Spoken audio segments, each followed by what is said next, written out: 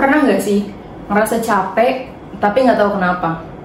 Rasanya kayak capek padahal nggak habis lari, terus juga ngerasa kosong padahal lagi nggak sendiri. Pernah juga gak kalian bangun tidur terus nanya ke diri sendiri, kok hari ini berat banget ya? Kok capek banget ya? Padahal nggak ada ujian, nggak ada deadline, tapi hati sama pikirannya tuh rasanya berat dan nggak tenang aja. Saya sendiri pernah ngalamin hal seperti itu. Bahkan teman-teman saya juga mengalami hal yang serupa. Padahal sama-sama aktif, sibuk, tapi di balik itu tuh ternyata ada rasa kosong yang susah buat dijelasin. Hari ini saya nggak datang sebagai orang yang paling paham mengenai hal kayak gini, dan juga bukan menjadi orang yang sudah selesai melewati fase tersebut. Saya hanya ingin berbagi sedikit cerita tentang satu hal yang mungkin sering semua orang alami tetapi jarang disadari, yaitu tentang capek mental. Capek yang nggak kelihatan tapi pelan-pelan mempengaruhi cara kita berpikir, beraktivitas, bahkan merasakan sesuatu. Dan mungkin lewat obrolan singkat ini kalian jadi belajar lebih memahami dan mengenali serta bisa berdamai dengan capek mental ini ya teman-teman. Sekarang kita hidup di zaman yang serba cepat. Informasi jalan terus, notifikasi nggak pernah berhenti, dan ekspektasi datang dari mana-mana. Kita dituntut untuk selalu produktif dan tampil oke, walaupun sebenarnya kita nggak punya energi buat ngelakuin hal-hal seperti itu. Uniknya banyak dari kita yang bilang saya capek, tapi giliran ditanya nggak tahu jawabannya capek karena apa. Fokus jadi gampang hilang, semangat ngedown, turun. Even karena hal-hal kecil pun kita bisa gampang ngerasa capek. Nah, bisa jadi itu bukan karena capek fisik teman-teman, melainkan capek mental. Dan seringkali kita nggak sadar karena bentuknya tuh nggak kelihatan. Kita terbiasa mengukur rasa capek itu berdasarkan seberapa banyak aktivitas yang kita lakukan hari ini. Padahal sekarang terlalu banyak pikiran pun bisa menjadi salah satu sumber kelelahan. Nah, dari sini saya mulai sadar bahwa capek mental itu nyata, dan kalau nggak dikenali dan dibiarkan gitu aja bisa pelan-pelan mengganggu banyak aspek di hidup kita. Jadi mungkin kita perlu tanya ke diri sendiri, capek ini datangnya dari mana sih? Misalnya gini, seharian kita di rumah kelihatannya nggak ngapa-ngapain, cuma pegang HP, scroll TikTok, buka IG, buka Twitter, tapi pas malam kok rasanya kayak habis lari 5 kilo gitu ya. Badannya lemes, mata berat, pikiran penuh. Padahal secara aktivitas fisik nih dikit banget yang kita lakuin. Tapi otak kita nggak berhenti, terus-menerus mikir tentang tugas yang belum kita kerjain, mikir masa depan yang belum pasti, mikir soal orang lain yang kayaknya kalau lebih sukses dari kita, lebih ganteng, lebih cantik, atau lebih oke dari kita. Lalu kita mulai ngebandingin diri sendiri, mempertanyakan pilihan kita dan ngerasa kurang. Itu semua terus-menerus terjadi dan kita terus-menerus overthinking. Semua itu terjadi sambil rebahan. Rebahan yang kelihatannya santai itu bisa menjadi tempat overthinking paling produktif. Hasilnya apa? Kita capek, tapi bukan capek yang bisa diobatin dengan tidur 8 jam, karena ini bukan soal kurang istirahat, tapi soal kepenuhan pikiran. Kita terlalu sering terpapar informasi, berita, postingan, pencapaian orang lain, sampai otak kita kelelahan memproses semuanya. Dan saking biasanya kita hidup seperti itu, kita sampai nggak sadar kalau yang kita alami ini sebenarnya adalah kelelahan mental. Kelelahan mental karena otak dan emosi nggak pernah benar-benar dapat waktu untuk istirahat. Jadi kalau capek yang kita rasain ini bukan dari aktivitas fisik, jadi apa sih penyebab utamanya? Yang pertama ada multitasking digital.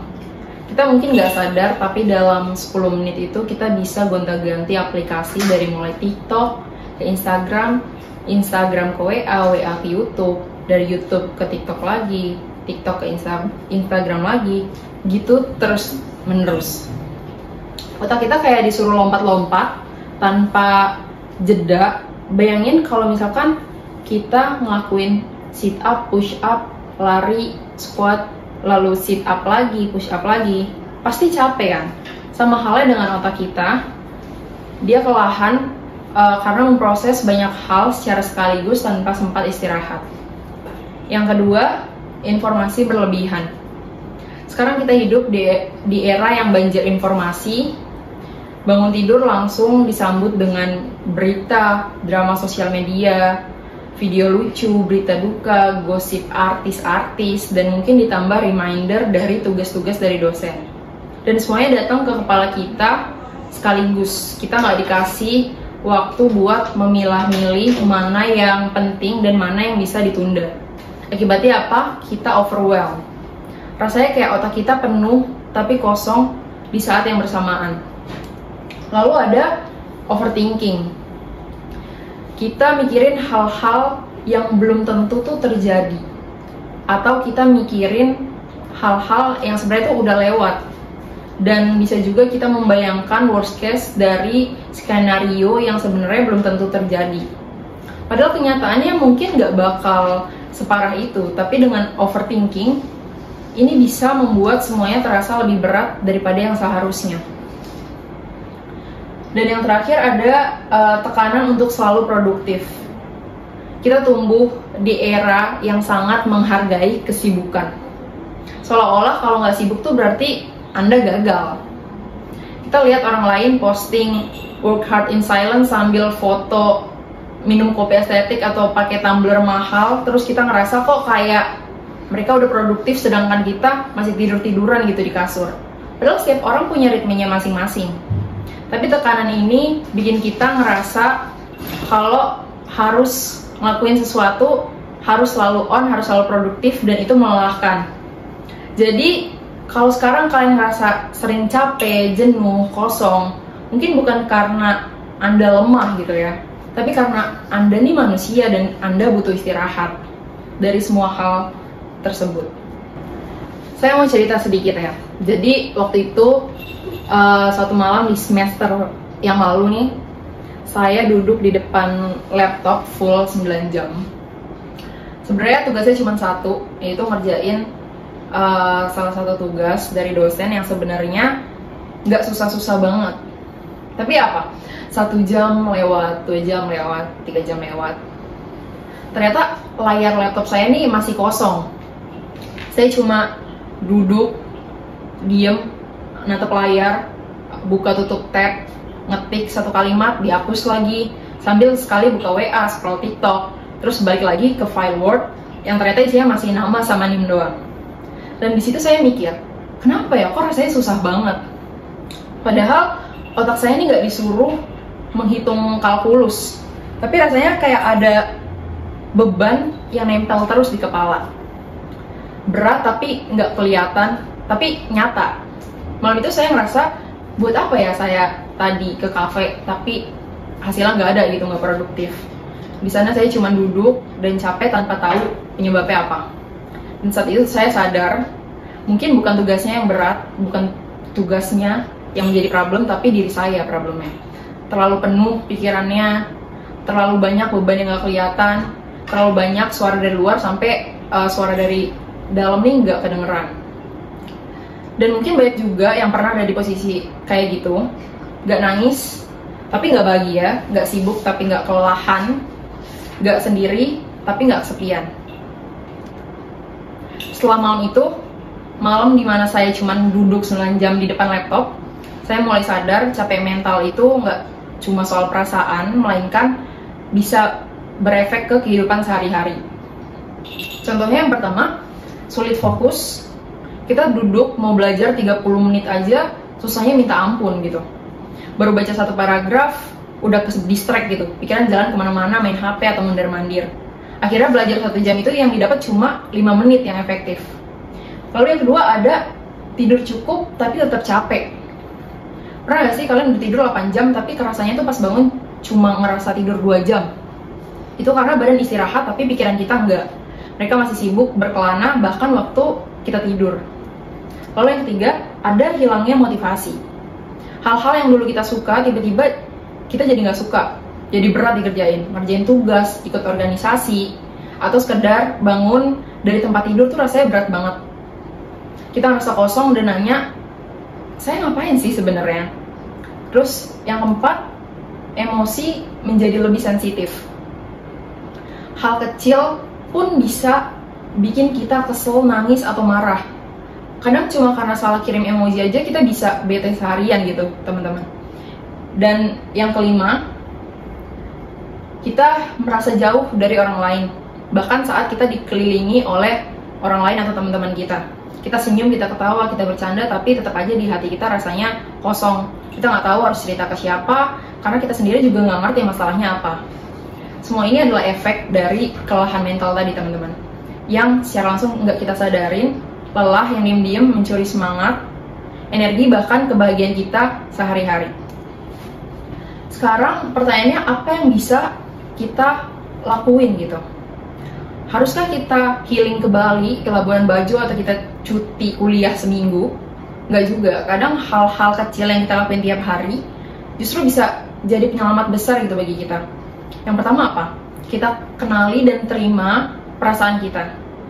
Kadang kita malah sibuk nyalain diri sendiri, kok saya gini ya, saya gitu ya. Padahal ngerasa capek, ngerasa kosong, ngerasa stuck itu manusiawi, teman-teman. Jadi stop maksain diri sendiri. Ada pepatah yang bilang it's okay not to be okay. Terus yang kedua, kurangi overstimulasi digital.